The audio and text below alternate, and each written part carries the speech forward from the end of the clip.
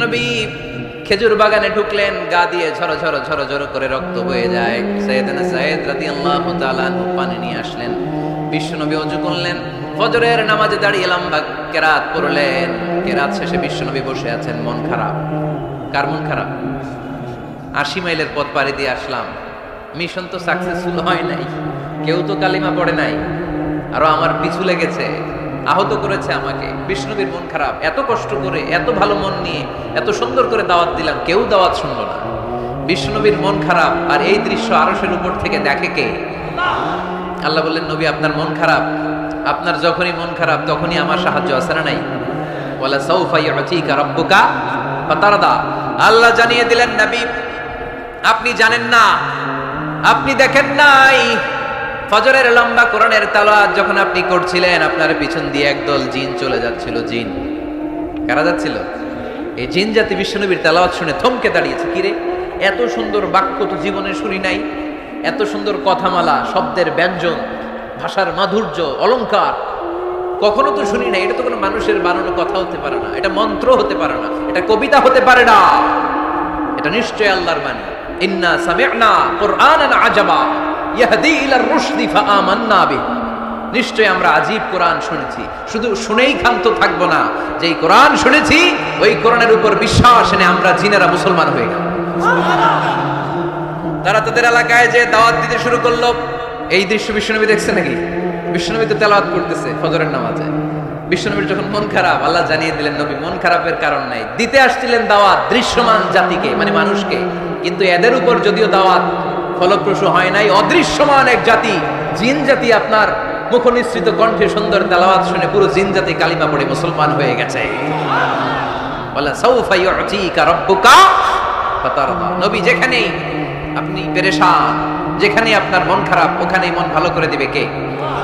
আল্লাহ রাসূল সাল্লাল্লাহু আলাইহি ওয়াসাল্লামের প্রিয়তমা স্ত্রী খাদিজাতুল কুবরা আত-তাহেরা রাদিয়াল্লাহু তাআলা আনহা ইন্তেকাল করলেন। রাসূল সাল্লাল্লাহু আলাইহি ওয়াসাল্লামের হৃদয়টা ভেঙে খান খান হয়ে গেল। চাচা আবু তালেব ইন্তেকাল করলেন, হৃদয়টা ভেঙে খান খান হয়ে গেল। চারদিক থেকে শত্রুতা বাড়তে শুরু করলো, কোনো দিক থেকে সাহায্য নাই। বিশ্বনবী আবার পেরেশান, কই যাব, কোথায় গেলে আশ্রয় পাবো? আমার তো কেউ নাই, কেউ আমার দুনিয়ায় বেঁচে নাই। প্রাণাধিক প্রিয় স্ত্রী খাদিজাতুল কুবরা দুনিয়া ছেড়ে বিদায় নিল। যেই চাচা আমার শেল্টার দিয়ে রাখতো কাফেরদের হাত থেকে, চাচাও চলে গেল। এখন আমি কই যাব? আল্লাহ বললেন, কই যাবেন? জায়গা পান না, আমার আরশে চলে আসেন, আমার আরশে চলে আসেন। সুবহানাল্লাযী আসরা বিআবদিহি লাইলাম মিনাল মাসজিদিল হারামি ইলাল মাসজিদিল আকসা। সুবহানাল্লাহ পড়ুন। সাইয়েদনা জিবরাইলকে দিয়ে আল্লাহ সারপ্রাইজ দিলেন তার নবীকে। কি দিলেন? সারপ্রাইজ শব্দটার সাথে পরিচিত না আমরা? হঠাৎ করে কাউকে এমন কিছু দেখালাম বা দিলাম, সে কল্পনাও করে নাই। সাইয়েদনা জিবরাইল মারফত আল্লাহ তাআলা তার প্রিয় হাবিবকে সারপ্রাইজ দিলেন। তিনি তার চাচাতো বোনের ঘরে শুয়েছিলেন। হঠাৎ করে সাইয়েদনা জিবরাইল ঘরের ছাদকে উঠিয়ে ফেললেন, বিশ্বনবীকে শাঁ করে নিয়ে হাতিমে শুইয়ে দিলেন, গলার এখান থেকে নাভি পর্যন্ত ছিঁড়ে ফেললেন। এটাকে বলে ওপেন হার্ট সার্জারি। শাক্কে সাদার, সিনা চাক করলেন। আল্লাহ রাসূলের হৃদয় বের করে জামজামের পানি দিয়ে ধৌত করলেন। হৃদয়ে নূর, ঈমান, হিকমা, প্রজ্ঞা দিয়ে হৃদয়টারে আবার পরিপূর্ণ করলেন, আবার সেলাই করে দিলেন। তারপরে সরাসরি এখান থেকে বাইতুল মাকদাস, ওখান থেকে আল্লাহর আরশে নিয়ে গেলেন। ওয়ালা সাউফা ইউতিকা রাব্বুকা ফাতারদা। নবী, এমন এমন জিনিস আমি আপনারে দেব, আপনি তো নিয়ে কুল পাবেন না। যখনই আপনার মন খারাপ, তখনই আমার দেয়া নেয়ামত আপনার জন্য আছে না নেই? মেরাজে চলে গেলেন, রবের সাথে সাক্ষাৎ করে দুনিয়ায় আসলেন। আসার পরে মক্কার লোকেরা আবার বিশ্বনবীকে হত্যার ষড়যন্ত্র শুরু করে দিল। বিশ্বনবী ডানে যাওয়ার জায়গা পায় না, বায়ে যাওয়ার জায়গা পায় না, সামনেও যেতে পারে না, পেছনেও যেতে পারে না। আল্লাহ বললেন, নবী এই এলাকায় আর থাকার দরকার নাই, আপনি মদিনায় চলে যান। তওবা তাইবা মদিনাতুন নবী, পবিত্র শহর, যে শহরের মাটিতে বরকত, যে শহরের বালুতে বরকত। চিল্লায় পড়েন সুবহানাল্লাহ।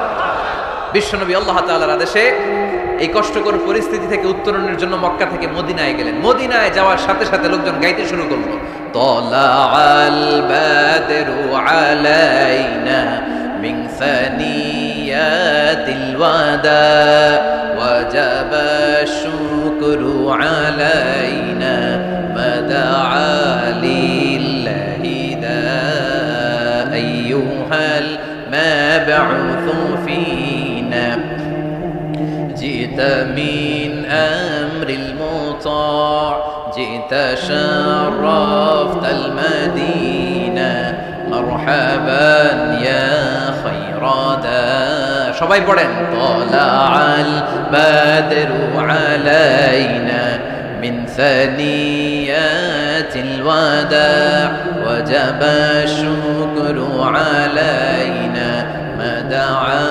لله داع সুবহানাল্লাহ পড়েন মক্কায় অত্যাচার মক্কা থেকে গেলেন সবাই ফুল নিয়ে দাঁড়ায় আসার করতে আরম্ভ করছে তলা আল বদরু আলাইনা আবার বৃদ্ধ বনিতা মদিনার ছোট বড় মাঝারি নারী পুরুষ কেউ বাদ যায় নাই সবাই বিষ্ণু ইসলামকে ওয়েলকামিং রিসেপশন দেওয়ার জন্য চলে এসেছে এই দৃশ্য দেখে বিশ্বনবীর মন খারাপ ছিল আবার মন ভালো হয়ে গেল এজন্য আল্লাহ বললেন ওয়াদ-দুহা ওয়াল-লাইলি ইযা সাজা মা ওয়াদ্দা'আকা রাব্বুকা ওয়া মা ক্বালা وللآخرة خير لك من الأولى ولسوف يعطيك ربك فترضى سبحان الله পড়েন আওয়াজ করে ولسوف يعطيك ربك فترضى যেন এমন এমন জিনিস দেব আপনি খুশি হয়ে যাবেন মদিনাতে যে আল্লাহ রাসূল সাল্লাল্লাহু আলাইহি ওয়াসাল্লাম মসজিদে নববী প্রতিষ্ঠা করলেন আল্লাহ তাআলা কিবলা চেঞ্জ করে দিলেন আগে পড়তো মক্কার দিকে নামাজ এখন পড়ে ফিলিস্তিনের দিকে নামাজ 16 থেকে 17 মাস রাসূল সাল্লাল্লাহু আলাইহি ওয়াসাল্লাম ফিলিস্তিনের দিকে মানে ইহুদিরা যে দিকে নামাজ পড়ে ওই দিকে হয়ে নামাজ পড়লেন কারণ আদেশটা কার জোরে বলেন সবাই আদেশটা কার কিন্তু নবীর মন মানে না নবীর মনে বড্ড আশা আমার জন্মস্থান আমার প্রিয় শহর মক্কার কাবা ঘরের দিকে যদি আমি সেজদা দিতে পারতাম আমার বড্ড ভালো লাগতো কারণ কাবা আমার জন্মস্থান মক্কা আমার জন্মস্থান আমার বংশের গোড়া আমার আদি পিতা ইসমাঈল ইব্রাহিম এই কাবা ঘর নির্মাণ করেছে তাই প্রত্যেকটা নামাজের পরে বিশ্বনবী আকাশের দিকে তাকায় মনে মনে ভাবে কাবা যদি চেঞ্জ হয়ে যেত কিবলা যদি আল্লাহ পরিবর্তন করে দিত কতই না ভালো হতো নামাজ শেষে বিশ্বনবী দুঃখ নিয়ে উপরে তাকায় আল্লাহ তো আর দেখে টেকে না তাই না দেখে আল্লাহ বলে قد نرى تقلب وجهك في السماء ও নবী আপনি যে আকাশের দিকে তাকিয়ে মন খারাপ করে মনে মনে বিড়বিড় করে কি বলেন সব আমি জানি সব আমি দেখি ফাওয়াল্লি ওয়াজহাকা শাতরাল মাসজিদিল হারাম আর দেরি নয় আর কাল বিলম্ব নয় যেখানে ফিরে আপনার সেজদা দিতে মনে চায় আজ থেকে ওই কাবার দিকে আপনার কিবলা আমি মুহূর্তেই পরিবর্তন করে দিলাম গো নবী নবীর যেটা মন চাইতেছে আল্লাহ ওইটাই দিতেছে সুবহানাল্লাহ পড়েন এজন্যই বলেছি খালিল মানে এমন বন্ধু যেই বন্ধু আল্লাহরে খুশি করার জন্য কাজ করে আর হাবিব মানে এমন বন্ধু যেই বন্ধুরে খুশি করার জন্য আল্লাহ নিজেই কাজ করে কোন সুবহানাল্লাহ ফাওয়াল্লি ওয়াজহাকা শাতরাল মাসজিদিল হারাম মসজিদে হারামের দিকে মুখ ঘুরান আপনার দুঃখ আমার সহ্য হয় না যেদিকে আপনার নামাজ পড়তে মনে চায় ওই কাবার দিকেই পড়েন চিল্লায় এখন সুবহানাল্লাহ এভাবে যত জায়গায় নবী চিন্তিত নবীর চিন্তা দূর করে দিছে কে আল্লাহ রাসূল এই কোরআন থেকে জানতে পারলেন আগের নবীরা হায়াত পেয়েছে 1000 বছর 2000 বছর আগের নবীর উম্মতেরা হায়াত পেয়েছে 800 বছর 1200 বছর আমাদের নবী পৃথিবীতে বেঁচে ছিলেন কয় বছর সবাই বলেন এবং সুনানে তিরমিজির হাদিস আল্লাহ রাসূল সাল্লাল্লাহু আলাইহি ওয়াসাল্লাম বলেছেন আ'মারু উম্মতি মা বাইনা 60 ইলা 70 আমার উম্মতের গড় বয়স হবে 60 থেকে 70 ওয়া আকাল্লুহুম মা ইয়াজুজু যালিক এর চেয়ে বেশি হায়াত পাবে হাতে গোনা অল্প কয়েকজন বেশিরভাগই 60 70 এর মধ্যে মরে শেষ ঠিক কি না এখন আমাদের সমাজের কি অবস্থা এটাই তো আপনাদের টাঙ্গাইলের কি অবস্থা কত বাজে 100 বয়স হয়েছে এরকম কে আছেন দেখি টাঙ্গাইল ওই যে একজন হাত তুলছে যুবক হাত তুলছে মানে বুঝাইতে চাইছে হুজুর দোয়া করেন 100 বছর বাঁচতে চায় আচ্ছা 80 বছর কার আছে দেখি 80 পাওয়া যাবে বোধহয় দুই একটা ওই যে মাশাআল্লাহ এই চাচারা আছে আল্লাহ কবুল করুক আল্লাহ আরো হায়াত বাড়ায় দেখ 50 আছেন কে দেখি 50 অনেক হাত নামান অনেক হায়াত পাইছেন আপনারা আল্লাহ আরো হায়াত দেখ আরো হায়াত দাস করুক পরি আমিন আমার উম্মতি মা বাইনা 60 ইলা 70 আমার উম্মতের গড় বয়স হবে 60 থেকে এই কথা শোনার পরে বিশ্বনবী আবার কাঁদতে শুরু করলেন কারণ বিশ্বনবীর টেনশন হচ্ছে আগের উম্মতের হায়াত পাইছে বেশি ইবাদত করছেও আমার উম্মত হায়াত পাইছে কম, ইবাদতের সুযোগও হায়রে আমার উম্মতের কি হবে, আমার উম্মতের কি হবে। এই নবী তো এমন নবী, সব নবীকে আল্লাহ একটা দোয়া করার সুযোগ দিয়েছিলেন, যে দোয়াটা করা মাত্রই কবুল। এটাকে আরবিতে বলে দাওয়া মুস্তাজাবা, লিকুল্লি নবিয়িন দাওয়া মুস্তাজাবা। সব নবীকে আল্লাহ একটা করে দোয়া করার সুযোগ দিয়েছে, আর এই দোয়াটা করা মাত্রই কবুল। আর সব নবীরা দুনিয়াতেই ওই দোয়া করে ফেলেছে। আল্লাহ রাসূল সাল্লাল্লাহু আলাইহি ওয়াসাল্লাম বলেছেন, ওয়া ইন্নী আখতাবিউ দাওয়াতি শাফাআতান লি উম্মতি ইয়াউমাল কিয়ামা। ওই দোয়াটা আমি দুনিয়ায় করি নাই, ওই দোয়াটা আমি তোমাদের জন্য কিয়ামতের ময়দানে যাতে তোমাদেরকে সুপারিশ করে জান্নাতে ঢোকাতে পারি, ওই জন্য রেখে দিয়েছি। কত কষ্টে বিষ্ণু ইসা ইসলাম ছিলেন, খাবার ছিল না, পেটে পাথর বেঁধেছেন। যদি বলতেন আল্লাহ ওই দোয়াটা করলাম, আপনি খাবার দেন, জান্নাতের খাবার পাঠিয়ে দিত কে? উহুদের ময়দানে দাঁত ভেঙেছেন, রক্ত ঝরেছে, যদি দোয়াটা করতেন মুহূর্তে বিজয় দিত কে? কোন পরিস্থিতিতে ওই দোয়াটা বিশ্বনবী করছেন? রেখে দিয়েছে। দেখেন, অন্য নবীর সাথে আমার নবীর অ্যাটিটিউডে পার্থক্য। অন্য নবীরাও চাইলে রাখতে পারতো এদের উম্মতের জন্য, না, বিপদের দিনে ওটা কাজে লাগায় ফেলছে। প্রত্যেক নবী একটা করে দোয়া করার সুযোগ পেয়েছিল, যে এই দোয়াটা করা মাত্রই কবুল। সব নবীরা দুনিয়াতেই শেষ, একমাত্র শুধুমাত্র কেবলমাত্র আমার আর আপনার নবী ছাড়া রেখে দিয়েছেন তিনি, রেখে দিয়েছেন ওই দোয়া আমাদের জন্য, আমার জন্য, আপনার জন্য, আমাদেরকে বাঁচানোর জন্য ওই দোয়া রেখে দিয়েছে। চিল্লায় বলেন ঠিক না? রেখে দিয়েছেন। কাঁদতে লাগলেন, আল্লাহ আগের উম্মতেরা হায়াত পেয়েছে 1000 বছর, ইবাদত করেছে বেশি, আমার উম্মতেরা 60 আর 70-এর মাঝখানে মূল্যে, এদের নসিবে কি হবে? আমার উম্মতের তো ইবাদতের সংখ্যা কম। আবার কান্না শুরু করলেন, মন খারাপ। আল্লাহ দেখে, নবীর যে মন খারাপ আল্লাহ দেখে। আল্লাহ নাজিল করলেন, ইন্না আনজালনাহু ফি লাইলাতিল কদরি ওয়া মা আদরাকা মা লাইলাতুল কদর লাইলাতুল কদরি খায়রুম মিন আলফি শাহর। সুবহানাল্লাহ পড়েন। আল্লাহ বলে, নবী আপনি কাঁদবেন না, আপনার চোখের পানি আমার সহ্য হয় না। অন্যান্য নবীর উম্মতদেরকে হায়াত দিয়েছি বেশি, কদরের রাত দেই নাই। আপনার উম্মতকে যদিও হায়াত লম্বা দেই নাই, কিন্তু আপনার উম্মতকে আমি লাইলাতুল কদরের রাত দিয়েছি গো নবী।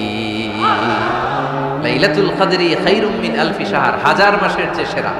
এই এক কদরের রাতে যদিও 60 থেকে 70 বছরের মধ্যে মারা যাবে, কিন্তু এই এক কদরের রাতে ইবাদত করলে 1000 বছর ইবাদত করলে যে সওয়াব, তার চেয়েও বেশি সওয়াব আপনার উম্মতের আমলনামায় ঢুকায় দিবে কে? খায়রুম মিন আলফি শাহর, 1000 বছর। 1000 বছরে হয় 83 বছর 4 মাস। আলফি শাহর 1000 মাস, 1000 মাসে হয় 83 বছর 4 মাস। এজন্য কদরের রাতে ইবাদত করতে রাজি আছেন তো? বিশ্বনবীর যেখানেই মন খারাপ, মন ভালো করে দেয় কে? সর্বশেষ কিয়ামতের ময়দানে মাকামে মাহমুদে বিশ্বনবী সিজদায় পড়ে কাঁদবেন। আল্লাহ বলবেন, জিব্রাইল যাও, দুনিয়ায় কান্না সহ্য করতে পারি নাই, আজ কিয়ামতের ময়দানেও আমি আমার নবীরে কাঁদতে দেব না। ইযহাব ইয়া জিব্রাইল কুল্লাহু মা ইউবকিক, যে আমার নবীরে বলো, নবী আপনি কাঁদেন কেন? সাইয়েদনা জিব্রাইল যে বললেন, নবী আল্লাহ জিজ্ঞেস করেছেন আপনার কান্নার কারণ কি। বিশ্বনবী তখনও সিজদা থেকে মাথা তোলেন না, সিজদায় পড়ে উত্তর দেয়, উম্মতি উম্মতি উম্মতি উম্মতি রব্বি হাবলি উম্মতি। আল্লাহ আমার গুনাহগার উম্মতের কি হবে? আল্লাহ আমার উম্মতের কি হবে? আল্লাহ আমার উম্মতের কি হবে? আল্লাহ বললেন, জিব্রাইল তাড়াতাড়ি যাও, আমার নবীর কান্না আমার সহ্য হয় না। আমার নবীর কানে কানে যে বলো, ইন্না সানুরদিকা ফি উম্মাতিক, দুনিয়াতে যেমনি আপনি পেরেশান অবস্থায়, মন খারাপ অবস্থায় আমি আপনার মন ভালো করে দিয়েছি, আজকে আপনার উম্মতের ব্যাপারেও এমন একটা ঘোষণা আসবে, ওই ঘোষণা পেয়ে আপনি আজও খুশি হয়ে যাবেন গো নবী, আজও খুশি হয়ে যাবেন। ইরফা রাসাক, নবী আপনি মাথা তোলেন, মাথা তোলেন, আর সিজদায় পড়ে থাকবেন না। ইরফা রাসাক, মাথা তোলেন। সাল তুতা, কি চাইবেন চান, দিয়ে দেব। ওয়াশফা তুশাফা, যার জন্য রেকমেন্ডেশন করবেন, যার জন্য সিগনেচার করে দিবেন, যার জন্য সুপারিশ করে দিবেন, তার সুপারিশই কবুল করে নেব। চিল্লায় এখন সুবহানাল্লাহ। এরপর বিশ্বনবী সুপারিশ করতে শুরু করবেন, আর আমাদেরকে জান্নাতে ঢোকাতে শুরু করবেন। তারপরেও নবী ক্ষান্ত হবেন না। এরপর একটা পতাকা হাতে নেবেন, ওই পতাকার মধ্যে লেখা আলিফ লাম হা মিম দাল, মানে আলহামদু, লিওয়াউল হাম, প্রশংসার পতাকা। ওইটা নিয়ে জান্নাতের দরজার সামনে দাঁড়াবেন। তখনও পেরেশান, সবাইকে নিয়ে, উম্মতের সব জান্নাতীদেরকে নিয়ে বিশ্বনবী দরজার সামনে দাঁড়িয়ে নক করবেন। ভিতর থেকে জিজ্ঞেস করা হবে, মান আনত, কে আপনি? আল্লাহ রাসূল বলবেন, আনা মুহাম্মদ। তখন রক্ষী ফেরেশতা বলবে, ঠিক আছে, আল্লাহ বলেছে আপনার আগে কারোর জন্য যেন এই দরজা না খুলি। মুহূর্তের মধ্যে জান্নাতের দরজা খুলে দেয়া হবে, বিশ্বনবী প্রশংসার পতাকা নিয়ে সব উম্মতকে নিয়ে জান্নাতে ঢুকে যাবে। ওয়ালা সাউফা ইউতিকা রাব্বুকা ফাতারদা। নবী গো, আপনি নিরাশ হবেন না, ভয় পাবেন না, হাল ছেড়ে দিবেন না, আমার উপর ভরসা রাখেন। আপনার বিপদ আছে যেখানে, আমি আল্লাহ। বিশ্বনবী যেখানে বিপদে পড়েছেন, বিপদ থেকে উত্তরণ করেছে কে? এরপরে বিশ্বনবীর আল্লাহ স্মরণ করায় দিচ্ছেন, নবী আলাম ইয়াজিদকা ইয়াতীমান ফাআওয়া ওয়া ওয়াজাদাকা দাল্লান ফাহাদা। সুবহানাল্লাহ। তার মানে শপথ, রাতের শপথ, দিনের শপথ শেষ, কনফার্মেশন শেষ, এবার রিমাইন্ডার, স্মরণ করায় দিচ্ছে, নবী গো, আলাম ইয়াজিদকা ইয়াতীমান ফাআওয়া, আমি কি আপনার ইয়াতীম পাই নাই? আল্লাহ রাসূল সাল্লাল্লাহু আলাইহি ওয়াসাল্লাম যে ইয়াতীম ছিল জানেন? দুনিয়ায় আসার আগেই বাবা হারিয়েছেন, 6 বছর বয়সে মা হারিয়েছেন, মা ইন্তেকালের পরে দাদা আব্দুল মুত্তালিবের কাছে মানুষ হয়েছে মাত্র 2 বছর। আল্লাহ রাসূলের বয়স যখন 8, দাদাকেও হারিয়েছেন। তারপরে চাচার কাছে ইয়াতীম নবী মানুষ হয়েছেন। আল্লাহ বললেন, নবী টেনশন কিসের? ওই যে আপনি ছোট্টবেলায় ইয়াতীম ছিলেন, আমি নিজেই আপনার চাচার মাধ্যমে আপনার লালন পালনের ব্যবস্থা করে দিয়েছি। আলাম ইয়াজিদকা ইয়াতীমান ফাআওয়া, আপনি ইয়াতীম ছিলেন, আমি আপনার লালন পালনের ব্যবস্থা করলাম। ওয়া ওয়াজাদাকা দাল্লান ফাহাদা, আপনি পথ খুঁজছিলেন, আমি পথ দেখিয়েছি। আপনি ছিলেন দাল্লান। দল শব্দের একটা অর্থ হচ্ছে ভ্রষ্ট বা গোমরা। আল্লাহ রাসূল কি ভ্রষ্ট ছিল? গোমরা ছিল না। আল্লাহ রাসূল ভ্রষ্ট ছিলেন না, গোমরা ছিলেন না। যদিও অফিসিয়ালি তিনি 40 বছর বয়সে নবী হয়েছেন, কিন্তু ওনার 40 বছরের আগের জীবনেও আমাদের জন্য অনুকরণীয়, অনুপম আদর্শ। চিল্লায় বলেন ঠিক কিনা? এখানে দলের অর্থ হচ্ছে, নবী, you are searching the right way, then I guided you to the right way. You are searching the truth, আপনি সত্য পথ খুঁজছিলেন, খুঁজে পাচ্ছেন না, কোনটায় কোনটায়, আপনি পথ হারা পথিকের মতো খুঁজছিলেন। অনেক সময় হয় না কি রে, টাঙ্গাইল যাব, রাস্তা কি এইটা না ওইটা? মাঝে মাঝে আমরা দোদুল্যমান থাকি, আছে না নাই? আল্লাহ বললেন, নবী আপনি সত্য খুঁজছিলেন, সত্য কি এদিকে না ওদিকে?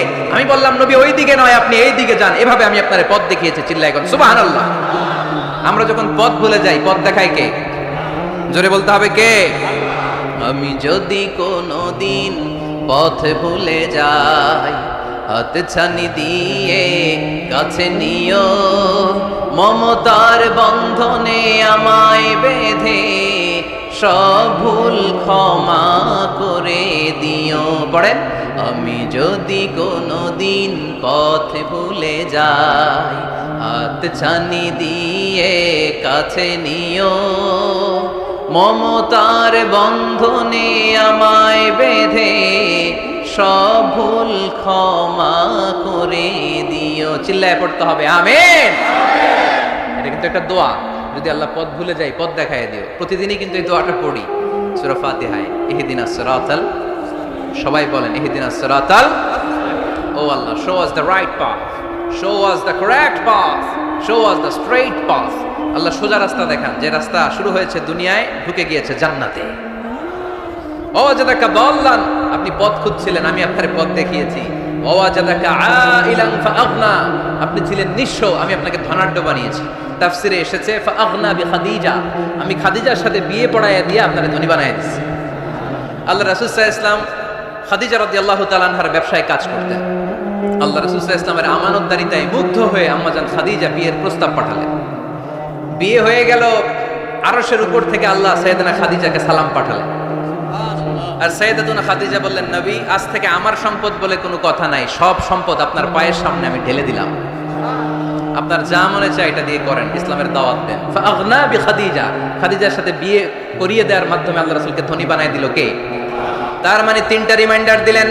1 নম্বরে আপনি এতিম ছিলেন, লালন পালনের ব্যবস্থা করলাম।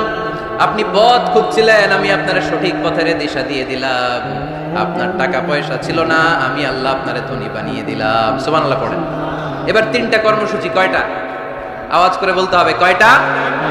1 নম্বর কর্মসূচি, ফাআম্মাল ইয়াতীমা ফালা তাকহার, নবী হে খবরদার, এতিমদেরকে ধমক দিবেন না, এতিমদেরকে তাড়িয়ে দিবেন না, কারণ আপনি নিজেই তো এতিম ছিলেন, ঠিক কি না? এজন্য রাসূল সাল্লাল্লাহু আলাইহি ওয়াসাল্লাম এতিমের দরদ বুঝতো বেশি, সব সময় এতিমদেরকে আদর করত। আর যারা এতিমদেরকে আদর করে তাদেরকেও আল্লাহ রাসূল পছন্দ করতেন বেশি। পড়েন সুবহানাল্লাহ। আপনারা ইয়েতিমদেরকে লালন পালন করেন, কয়েকজন ইয়েতিমের দায়িত্ব নিয়েছেন, বা ইয়েতিমখানায় সম্পদ দান করেন, সাদাকা করেন, এরকম কে কে আছেন দেখি? মাশাআল্লাহ, আল্লাহ তুমি কবুল করো। হাত নামান। ইয়েতিমদেরকে দান করবেন, তাদের ওখানে সাদাকা করবেন। আল্লাহ রাসূল বলেছেন, আনা ওয়া কাফিলুল ইয়াতীমি কাহাতাইন। খেয়াল করেন আমার আঙ্গুলের দিকে, আনা ওয়া কাফিলুল ইয়াতীমি কাহাতাইন, আমি আর ইয়েতিমের রক্ষণাবেক্ষণকারী কিয়ামতের দিন প্রতিবেশীর মতো পাশাপাশি থাকবো। এক সাহাবী এসে বললেন, ইয়া রাসূলুল্লাহ, আমার হৃদয়টা বড্ড শক্ত, হৃদয় নরম হয় না, চোখ দিয়ে পানি নামে না, কি করব? ইশতাকি কসওয়াতাল কলব। আল্লাহ রাসূল বললেন, হৃদয় নরম করতে চাও, ইরহামিল ইয়াতীম, এতিমের উপর রহম করো। ওয়ামসাহ রাসা, এতিমের মাথায় হাত বুলিয়ে দাও। ওয়া আতইমহু মিন তাআমিক, তুমি যা খাও সেখান থেকে এতিমের সাথেও খাবার শেয়ার করো। তালিনু কলবুক, তোমার হৃদয়টারে নরম করে দিবে কে? এজন্য যাদের চোখ দিয়ে পানি আসে না, হৃদয় বড্ড শক্ত, কবে যে লাস্ট কাঁদছিলেন ভুলে গেছেন, এরকম আছে না নাই? শেষ কবে যে কাঁদছিলাম মনে নাই, চোখ দিয়ে পানি নামে না, হৃদয় শক্ত। এতিমের মাথায় একটু হাত বুলাইয়ে দিয়ে, এতিমখানায় একটু সম্পদ পাঠিয়ে দিয়ে, ওদের সাথে বসে একটু খাবার দাবার খায়েন, আপনার হৃদয়টারে নরম করে দিবে কে? এই বাংলার জমিনে অনেক লোক আছে এতিমের সম্পদ খেয়ে মেরে দেয়, আছে না নাই? আল্লাযীনা ইয়াকুলুনা আমওয়ালাল ইয়াতামা যুলমান ইন্নামা ইয়াকুলুনা ফী বুতুনিহিম নারা ওয়া সায়াসলাউনা সাঈরা। আল্লাহ বললেন, খবরদার এতিমের সম্পদ মেরে দিও না। যারা এতিমের সম্পদ অন্যায়ভাবে ভক্ষণ করেছো, তারা সম্পদ খাও নাই, পেটে আগুন ঢুকিয়েছো, কিয়ামতের দিন ওই আগুনের মধ্যেই থাকবা। ঠিক কি না? ভাই মারা গেছে, ভাতিজার দায়িত্ব পাইছে, সব সম্পদ মাইরা খেয়ে দিচ্ছে, আছে না নাই? খবরদার, সম্পদ খান নাই আপনি, আগুন খাইছেন, আগুন ঢুকিয়েছেন পেটে, আর ওই আগুনের মধ্যে আপনার বাসস্থান জাহান্নামে নির্ধারণ করে দিবে কে? এজন্য বিশ্বনবীর প্রথম কর্মসূচি দিলেন আল্লাহ। নবী যেহেতু আপনি এতিম ছিলেন, তাই ফাআম্মাল ইয়াতীমা ফালা তাখহার, নবী এতিমদেরকে আপনি ধমক দিবেন না, তাড়িয়ে দিবেন না। 2 নাম্বার কর্মসূচি, ওয়া আম্মাস সাইলা ফালা তানহার, নবী গো, যারা ভিক্ষা করতে আসে ভিক্ষুককে কখনো নবী তাড়িয়ে দিয়েন না, ভিক্ষুককে তাড়াবেন না, ধমক দিবেন না। অনেকে ধমক দেয়, আছে না নাই? আপনি বড় সাহেব, বড় বাড়ির মালিক, একজন আসছে ভিক্ষা করতে, আপনি তাড়ায় দিচ্ছেন, ওরেও বড় সাহেব বানাইতে পারতো কে? ও যেখানে দাঁড়িয়ে ভিক্ষা করে ওই জায়গায় আপনারা ভিক্ষুক বানাতে পারতো কে? আপনি গাড়িতে চড়ে বেড়ান, রাস্তায় জ্যামের মধ্যে যখন প্রাইভেট কারগুলো আটকে যায়, পথ শিশুরা ছোট্ট ভাঙ্গা থালা নিয়ে গ্লাসের সামনে এসে গ্লাসে নক করে, বলে, স্যার 2 দিন ধরে কিছু খাই নাই, 5টা টাকা দেন, বলে না? আহা, গ্লাসও নামায় না, অনেকে ধমক দেয়। খবরদার, ধমক দিয়েন না। ওরে প্রাইভেট কারে বসাইতে পারতো কে? ভাঙ্গা থালা দিয়ে আপনারে ফুটপাতে নামায় দিতে পারতো কে? এই যে বিশ্বনবীরে সাবধান করলেন, বিশ্বনবীকে বলার মাধ্যমে গোটা উম্মার জন্য আল্লাহ শিক্ষা রেখে দিয়ে বললেন, ফাআম্মাল ইয়াতীমা ফালা তাকহার ওয়া আম্মাস সাইলা ফালা তানহার। ও নবী, খবরদার, ইয়াতীমদের সাথে কখনো কর্কশ আচরণ করবেন না। যারা ভিক্ষা করতে আসে, যারা ফরিয়াদি, তাদেরকে ধমক দিয়ে তাড়িয়ে দিবেন না। ওয়া আম্মা বিনিআমাতি রাব্বিকা ফাহাদ্দিস, সুখে দুঃখে সব সময় আল্লাহর নিয়ামতের বর্ণনা শুরু করে দেন। আলহামদুলিল্লাহ পড়েন। ওয়া আম্মা বিনিআমাতি রাব্বিকা ফাহাদ্দিস, যে নিয়ামত পেয়েছেন এটা বর্ণনা করেন। আমরা নিয়ামতের শুকরিয়াও করব, বর্ণনাও করব। ইন্নাল্লাহা ইউহিব্বু আইয়ারা আসারা নিআমাতিহি আলা আবদি, আল্লাহ তাআলা যে নিয়ামত বান্দাকে দিয়েছে, ওই নিয়ামতের বহিঃপ্রকাশ ওই বান্দার গায়ে, শরীরে, কাজে দেখতে চায়। আলহামদুলিল্লাহ পড়েন। এজন্য যারা টাঙ্গাইলের ধনী আছেন, সিরাপাড়া কাপড় পরবেন না। আপনি ধনী, আপনি সুন্দর জামা পরবেন আর বলবেন, আলহামদুলিল্লাহ, আল্লাহ দিয়েছে আমাকে, আল্লাহ 5 তলা বাড়ির মালিক বানাইছে, মাথাটা নিচু করে শুকরিয়া করুন, আলহামদুলিল্লাহ, আল্লাহ দিয়েছে এই বাড়ি আমার। আপনি 10 বিঘা জমির মালিক, আপনি বলতে পারবেন, অসুবিধা নেই, আল্লাহ দিয়েছে আমার, আলহামদুলিল্লাহ, কারণ আল্লাহই বলেছে, ওয়া আম্মা বিনিআমাতি রাব্বিকা ফাহাদ্দিস, ফাহাদ্দিস, ফাহাদ্দিস, বর্ণনা করো, আল্লাহ কি নিয়ামত দিয়েছে বর্ণনা করো, এটার বহিঃপ্রকাশ যেন তোমার মধ্যে থাকে। কিপটামি করার সুযোগ ইসলামে নাই। দান করার সময় ভারসাম্যপূর্ণ দান। তাহলে প্রথম কর্মসূচি, ইয়াতিমদেরকে তাড়িয়ে দেওয়া যাবে না, ভিক্ষুকদেরকে ধমক দেওয়া যাবে না, আর বিপদে আপদে সবসময় প্রশংসা করব কার? সূরাতুদ দুহার এই হচ্ছে শিক্ষা, যে মুমিন কখনো হাল ছাড়ে না। আমার নবীরে বিপদে আপদে যে আল্লাহ সাহায্য করছে, ওই আল্লাহ তো নাই না? ওই আল্লাহর শক্তি, ক্ষমতা, মর্যাদা, সার্বভৌমত্ব আগের মতো আছে না নেই? এই জন্য বিষ্ণু ইসা ইসলামকে বিপদে যিনি সাহায্য করেছে, আমাদেরকেও বিপদে পড়লে সাহায্য করবে কে? আল্লাহ। এই জন্য সূরাতুদ দুহার কেন্দ্রীয় আলোচ্য বিষয়। আর আমাদের জন্য শিক্ষা হচ্ছে মুমিন কখনো হাল ছাড়ে না, মুমিন কখনো হতাশ হয় না। টাঙ্গাইলের যুবক ছেলেরা আওয়াজ করে উত্তর বলো, মুমিন কখনো হতাশ হতে পারে? হাল ছাড়তে পারে? ভরসা হারাতে পারে? মুমিন ভরসা রাখে একজনের উপর, চিল্লায় বলো তিনি কে? আমরা বিপদে আপদে আল্লাহর উপর ভরসা রাখবো। যখন বিপদ আসে আমরা ধৈর্য ধারণ করব। ধৈর্য ধারণের সওয়াব আছে না নাই? কারণ মুমিন জানে রাত্রি যত গভীর হয় অন্ধকার তমানিসা ভেদ করে সুফে সাদেক হয়। গর্ভবতী নারীর যেদিন পেটের ব্যথাটা বেশি বাড়তে থাকে বোঝা যাচ্ছে নতুন মেহমান আগমনের সময় কাছে এসেছে। জোরে কোন ঠিক কিনা? তেমনি মুমিনের জীবনে দুঃখ কষ্ট বিপদ যদি আসে বুঝতে হবে সুদিন সামনে অপেক্ষা করছে। চিল্লায় বলেন ঠিক কিনা? তাই হাল, গাই ভালো তো দুধ ভালো, দুধ ভালো তো ঘি ভালো, মা ভালো তো মেয়ে ভালো, বাপ ভালো তো বেটা ভালো। কথা বুঝতে পেরেছেন? এজন্য নারীদেরকে সুযোগ করে দেওয়া উচিত। তারা যদি কোরআন সুন্নাহ জানে তাহলে ঘরের মধ্যে কোনো শিরকের ছোঁয়া থাকবে না। আর নারীরাই যদি বিপদগামী হয় ওই ফ্যামিলিটা বিপদগামী হয়ে যায়। এজন্য আসুন আমরা আল্লাহর দরবারে শুকরিয়া জানাই যে আল্লাহ তাআলা আমাদেরকে আজকে এই মহিলা সমাবেশে আসার বসার তৌফিক এনায়েত করলেন। আমরা আল্লাহর দরবারে শুকরিয়া জানাই। আমরা পড়ে নিচ্ছি কালিমাতুশ শুকর আলহামদুলিল্লাহ। আমরা আল্লাহর কাছে কামনা করছি যে আল্লাহ তাআলা শেষ পর্যন্ত যেন আমাদেরকে এই প্রোগ্রামে উপস্থিত থাকার তৌফিক এনায়েত করে এবং এই প্রোগ্রামের সর্বোচ্চটা যেন আমরা নিয়ে যেতে পারি। আল্লাহ তুমি তৌফিক দাও। আজকের এই প্রোগ্রামটাকে তুমি আমাদের নাজাতের ওসিলা বানাও। সম্মানিত ভাইয়ের, আমি ছোট্ট একটা আয়াত তেলাওয়াত করেছি, ওয়াকারনা ফি বুয়ুতিকুন্না ওয়ালা তাবাররাজনা তাবাররুজাল জাহিলিয়াতিল উলা। ওয়াকারনা ফি বুয়ুতিকুন্না, আল্লাহর অর্ডার। নো বান্দিরা তোমরা ঘরে থাকো। কই থাকো? ঘরে। আর আপনারা থাকবেন কই? বাইরে। নারী যদি ঘরে থাকে আমরা কই? বাইরে। এটাই হচ্ছে সিকোয়েন্স। পুরুষরা থাকবে বাইরে, নারীরা ঘরে। পুরুষরা প্রয়োজনে ঘরে যাবে আর নারীরা প্রয়োজনে বাইরে যাবে, ঠিক কি না? এজন্য রাব্বুল আলামিন বললেন ওয়াকারনা ফি বুয়ুতিকুন্না ওয়ালা তাবাররাজনা তাবাররুজাল জাহিলিয়াতিল উলা। ও আমার বান্দারা, ও আমার বান্দিরা, তোমরা ঘরে অবস্থান করো, ঘর থেকে বের হবে না প্রয়োজন ছাড়া। আর জাহিলি যুগের নারীদের মতো নিজেদের সৌন্দর্যকে প্রকাশ করে বের হবে না। কথাটা কার? বলো, কথা কার? আল্লাহর বাণী। আমার বান্দিরা তোমরা ঘরে অবস্থান করবে আর জাহিলি যুগের নারীদের মতো নিজেদের বিউটি সৌন্দর্যকে এক্সপোজ করবে না, দেখিয়ে বেড়াবে না। ঘরের মধ্যে তোমাদের অবস্থান, তার মানে নারীর মূল আবাস কেন্দ্র হলো ঘর। পুরুষ থাকবে বাইরে, পুরুষ কাজ করতে যাবে, চাকরি করতে যাবে, সমাজে নেতৃত্ব দিতে যাবে, রাতের বেলা বিশ্রামের জন্য ঘরে আসবে। আর নারী সারাদিন সারা সময় ঘরে থাকবে, ডাক্তারের কাছে যাওয়ার জন্য ঘরের বাইরে যাবে, জরুরি প্রয়োজনে ঘরের বাইরে যাবে, ঠিক কিনা? তাহলে ঘরটা বেসিক্যালি নারীদের, ঘর নারীদের দখলে আর বাহিরটা আমাদের দখলে। এটা হচ্ছে আল্লাহর দেয়া সিকোয়েন্স। সুবহানাল্লাহ পড়ে। কিন্তু নারীরা এখন ঘর থেকে বাইরে বেরোতে শুরু করেছে। আল্লাহ সিকোয়েন্স দিলেন নারী থাকবে ঘরে, পুরুষ বাইরে। আমরা উল্টায় ফেলছি, এখন আমরা থাকি ঘরে, নারীরা চলে গেছে বাইরে। এজন্য জ্বালা যন্ত্রণা ফ্যামিলির ভিতরে বেশি না কম? আমি বলে থাকি যে নারীরা দুই জায়গায় খুব বেশি যায়, হুমড়ি খেয়ে পড়ে। এক যায় বাজারে, দুই যায় মাজারে, ঠিক কিনা? মাজারে যায় অনেক, ছেলে নাই মেয়ে নাই, ভাবে যে মাজার থেকে সন্তান পাওয়া যায়। এরকম আছে না নাই? রব্বুল আলামিন বলেন ইয়াহাবু লিমান ইয়াশাউ ইনাসান ওয়া ইয়াহাবু লিমান ইয়াশাউ যুকুর আও ইউযাওয়িজুহুম যুকরানান ওয়া ইনাসা ওয়া ইয়াজআলু মান ইয়াশাউ আকীমা ইন্নাহু আলীমুন কাদির। তিনি যাকে চান তাকে মেয়ে দেন। আগে মেয়ের কথা বললেন, আগে ছেলে বলে নাই। তার মানে মেয়ের ভিতরে বরকত বেশি না কম? বেশি। আল্লাহ যাকে চান তাকে মেয়ে দেন, আল্লাহ যাকে চান তাকে ছেলে দেন, আবার যাকে চান তাকে ছেলেও দেন মেয়েও দেন, আবার যাকে চান তারে ছেলেও দেন না মেয়েও দেন না। তিনি কে? আল্লাহ।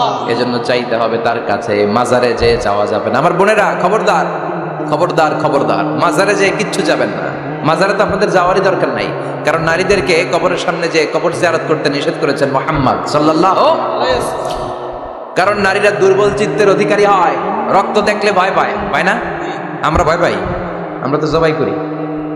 আমরা কুরবানির সময় আল্লাহু আকবার, রক্ত দেখলে আমরা ভয় টয় পাই না। নারীরা রক্ত দেখলে ভিড়কে ওঠে, ওরা ভয় পায়। এজন্য পৃথিবীর কোনো দেশের সেনাবাহিনীর প্রধান, চিফ ইন মিলিটারি, আপনি নারী দেখাতে পারবেন না। পৃথিবীতে এতগুলো দেশ, কোন দেশের সেনাপ্রধান নারী আছে? থাকলে আমারে জানান। কোন দেশের বিচারপতি নারী আছে? নাই। কারণ এই ডিসিশনগুলো নিতে হলে অনেক বড় মাথা লাগে, অনেক সাহস লাগে, কিন্তু নারীরা রক্ত দেখলে ভয় পেয়ে যায়। সুবহানাল্লাহ পড়েন, কি ব্যালেন্স আল্লাহ করে দিলেন। এই জন্য খবরদার, মাজারে যাই কিছু চাওয়া যায় না। মাজারে পড়ে থাকা ব্যক্তিটা আপনার মতোই ব্যক্তি। আল মাইয়িতু ফিল কবরি কাল গরিকু ফিল বাহরি। সাঁতার না জানা ব্যক্তি সাগরে পড়ে গেলে যেমন অসহায়, কবরে চলে গেলে মানুষ তেমন অসহায়। সে কিচ্ছু দিতে পারে না, বরং আপনি কবরের সামনে যে দোয়া করে তারই কিছু দিয়ে আসবেন। ঠিক কিনা? কথা বুঝতেছেন? এজন্য মায়েরা বোনেরা আবারও বলি, খেয়াল করে শুনবেন, মাজারে যাওয়া যাবে না, মাজার কেন্দ্রিক হওয়া যাবে না। চাইতে হবে কার কাছে? দিতে পারে একজন, তিনি কে? কেউ যেটা দেখে না দেখে কে? কেউ যেটা শোনে না শোনে কে? কেউ যেটা পারে না পারে কে? এজন্য চাইবো কার কাছে? 24/7 সবসময় দেওয়ার জন্য ধন ভান্ডার নিয়ে তিনি প্রস্তুত, কিন্তু আমরা চাই না। এজন্য মায়েরা যারা এতদিন মাজার কেন্দ্রিক ছিলেন, এই অভ্যাসকে আপনারা পাল্টে ফেলেন। মাজারেও যাবেন না, বাজারেও যাবেন না। জরুরি প্রয়োজনে হেজাব মেনটেন করে বাজারে যাওয়া যেতে পারে, কিন্তু এই কাজটা মূলত পুরুষদের। কাদের কথা বলেন? এজন্য আল্লাহ বললেন ওয়াকারনা ফি বুয়ুতিকুন, নারী তোমরা ঘরে থাকো। কিন্তু ঘরে না থেকে এখন বাজার কেন্দ্রিক, মাজার কেন্দ্রিক, ঘরে থাকতে চায় না। ঘরেই যে আল্লাহ কত দায়িত্ব দিয়েছে নারীদের। এক একটা ঘর এক একটা ফ্যামিলি, এক একটা ফ্যামিলি এক একটা ইনস্টিটিউশন, প্রতিষ্ঠান। আর এই প্রতিষ্ঠানের এমডি, ম্যানেজিং ডাইরেক্টর হচ্ছে এক একটা মহিলা। চিল্লা এখন ঠিক কিনা? রব্বুল আলামিন নারীদেরকে ঘরের এমডি বানালেন, বাড়ির এমডি, ম্যানেজিং ডাইরেক্টর। অনেক কিছু ম্যানেজ করতে হয়। ফুড ম্যানেজমেন্ট জানা লাগে, কুকিং ম্যানেজমেন্ট জানা লাগে, রেয়ারিং আপ দ্য চিলড্রেন জানা লাগে, ডিপ্লোমাসিও জানা লাগে। কেমন করে রান্না করবে এটা জানতে হয়, কেমন করে ঘরকে ক্লিন রাখবে জানতে হয়, কেমন করে ছেলে মেয়েকে লালন পালন করতে হবে জানতে হয়, কেমন করে স্বামীর মন জুগিয়ে শাশুড়ির মন জুগিয়ে চলতে হয় সেটাও জানতে হয়। এটার বলে ডিপ্লোমাসি। কূটনৈতিক জ্ঞান না থাকলে আরেক বাড়ির মাইয়া নতুন এক বাড়িতে যাইয়া সবার সাথে মিলেমিশে চলতে পারে? কথা কর। তো আপনার ডিপ্লোমেসি জানা লাগে, আপনার food management, cooking management, washing management, rearing up the children, চিলড্রেনদেরকে কিভাবে বড় করতে হয় এটা জানতে হয়। তো এত দায়িত্ব থুইয়া, আপনার ম্যানেজিং ডাইরেক্ট দায়িত্ব দিয়ে আপনি বাইরে যান কেন? কথা বলেন। এজন্য আল্লাহ বললেন ওয়াকারনা ফি বুয়ুতিকুন্না, ঘরে থাকবা। ঘরে থাকলে ওই ঘরটারে বরকতময় করে দেয় কে? আল্লাহ। দেখবেন যেই ঘরে নারী থাকতে পারে না, ওই ঘরটা উস্কো খুস্কো, রুক্ষ, ভালোবাসার ছোঁয়া নাই। ওই ঘরের মধ্যে মাধুর্যতা নাই, প্রেম নাই, মমতা নাই, সব কেমন যেন অগোছালো। কারণ নারীর হাত পেলে একটা ঘর যেরকম সুন্দর হয়, নারীর হাত না লাগলে ঘরটাকে ওই রকম সুন্দর করে সাজানো যায়? মাঝে মাঝে আমরাও ঘর গুছাই, মাঝে মাঝে আমরাও ঘরকে পরিচ্ছন্ন করতে চাই, কিন্তু মেয়েরা যেমন করে সাজায় আমরা তেমন করে পারি নাকি? কথা কয় না? কথা বলেন। পারি পারি।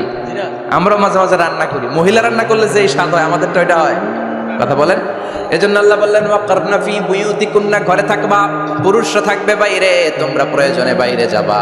আর পুরুষরা রাত্রি বেলায় বিশ্রামের প্রয়োজনে ঘরে আসবে। কার কথা? কার কথা?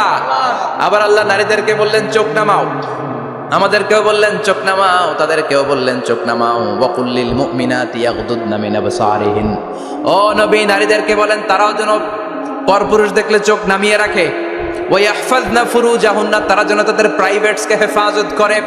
ওয়ালা ইউবদিনা জিনাতাহুন্না ইল্লা মা যাহারা মিনহা, দেহের সৌন্দর্য যেন বের না করে দেয়।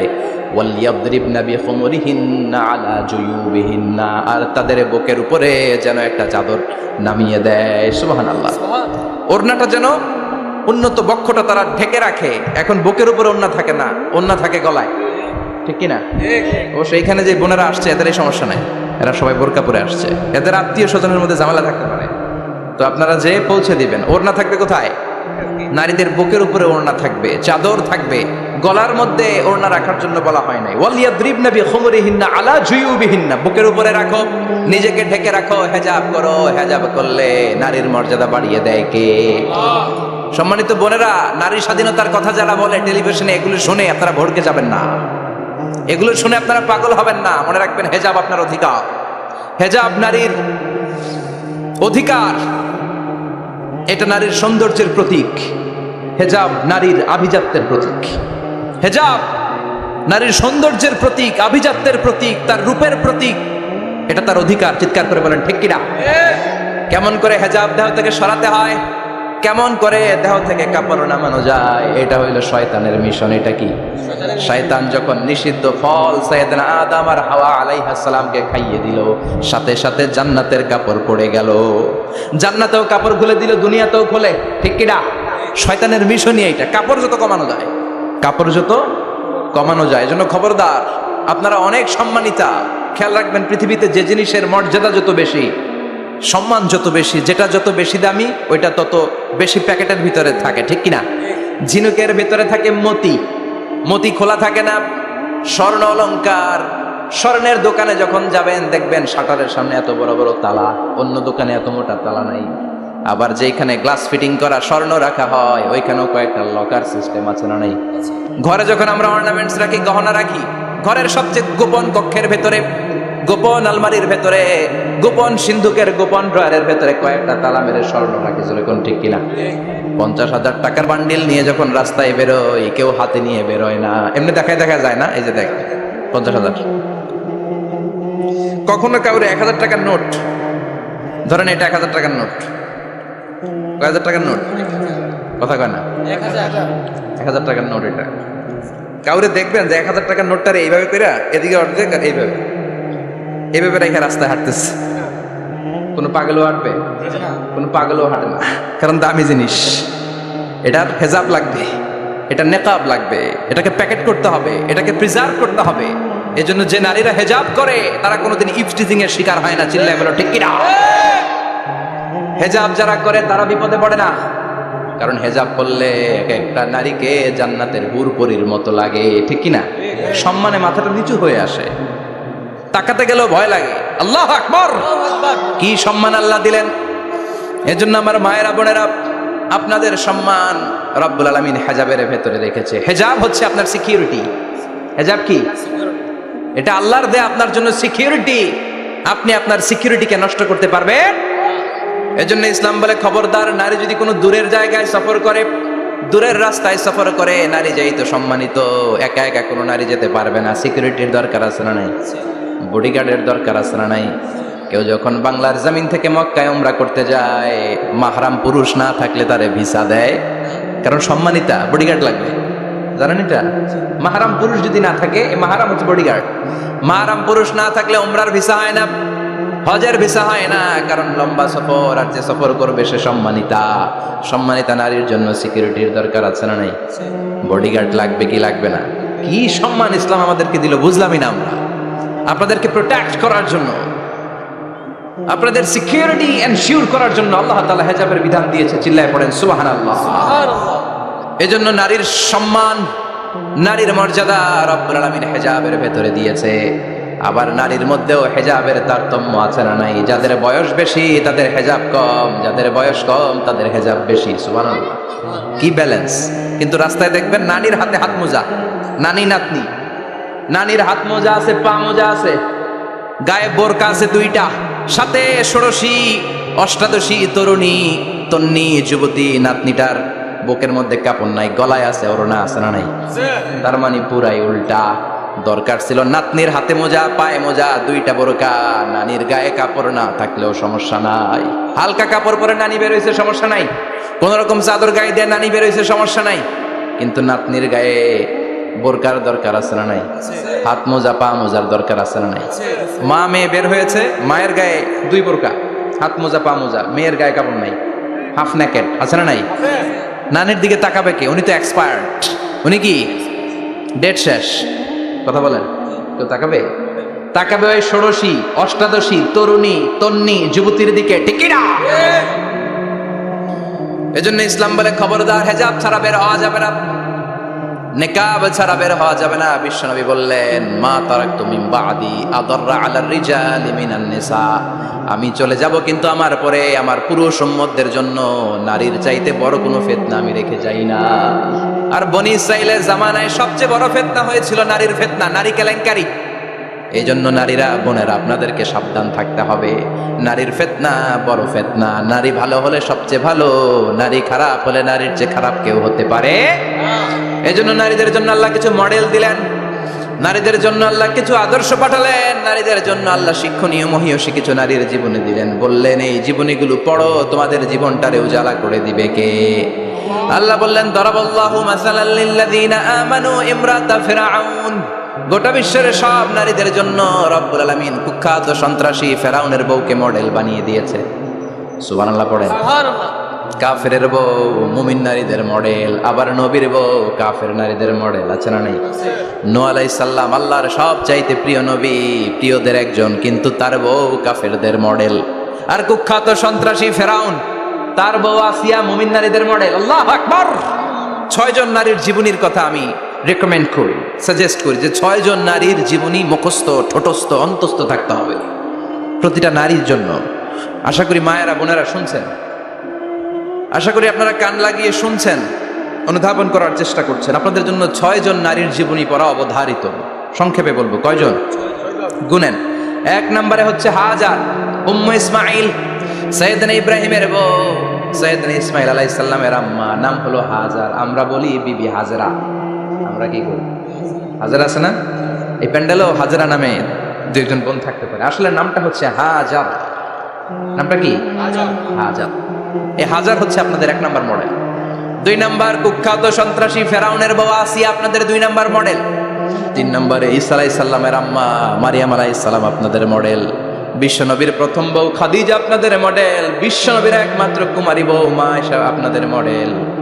আর বিশ্বনবীর কলিজার টুকরা সাইয়্যিদাতুনা ফাতিমা আপনাদের জন্য মডেল। সুবহানাল্লাহ পড়ে। কয়জন? জোরে বলেন। 6 জন। প্রথমে কার নাম বলেছি? হাজার, দ্বিতীয় আসিয়া, 3 নাম্বার মারিয়াম, 4 নাম্বার খাদিজা, 5 নম্বরে আয়েশা, 6